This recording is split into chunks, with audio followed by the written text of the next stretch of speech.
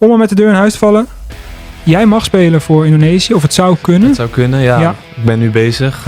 Ik ben in proces, zo zeggen ze dat. Ja. Ik ben, ik heb een paspoort, zijn we nu mee bezig.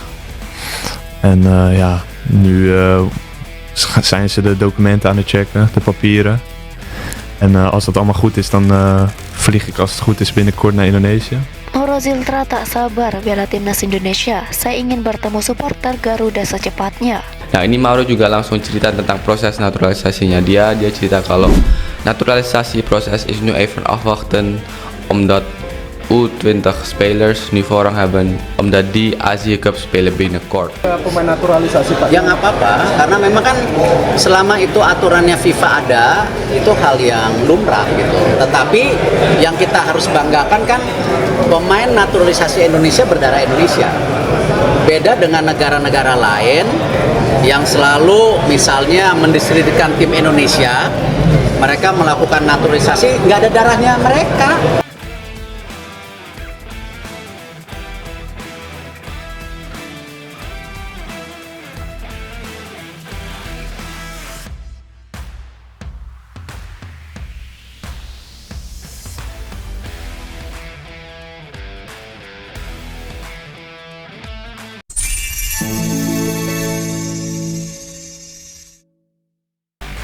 Di tengah semangat transformasi sepak bola nasional, satu nama muda mulai menggema di telinga pecinta Garuda, Mauro Ziltra.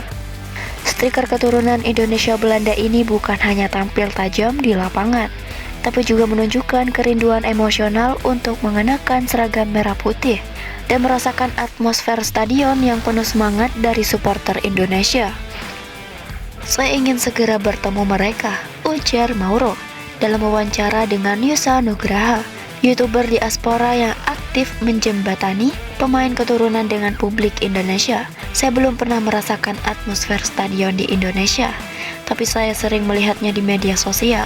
Supporter Garuda itu luar biasa.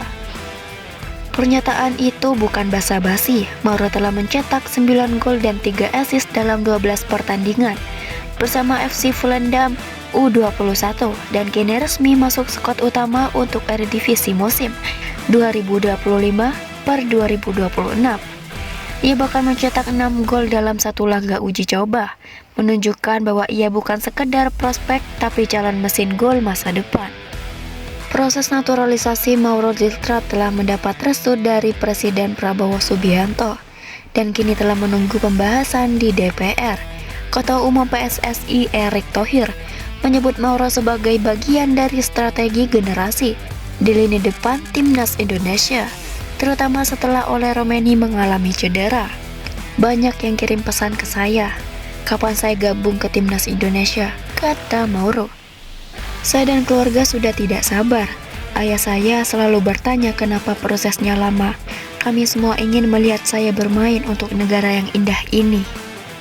Dengan usianya yang baru 20 tahun dan postur menjulang 188 cm, Mauro diproyeksikan untuk memperkuat timnas U23 di kualifikasi Piala Asia U23 2026. Dan jika performanya konsisten, ia bisa naik ke tim senior untuk kualifikasi Piala Dunia 2026.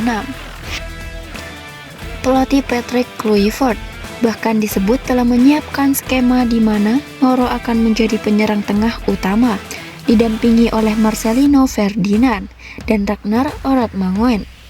Mauro bukan hanya menunggu paspor Indonesia, ia menunggu momen emosional, berdiri di lapangan, mendengar nyanyian supporter, dan merasakan getaran semangat dari tribun.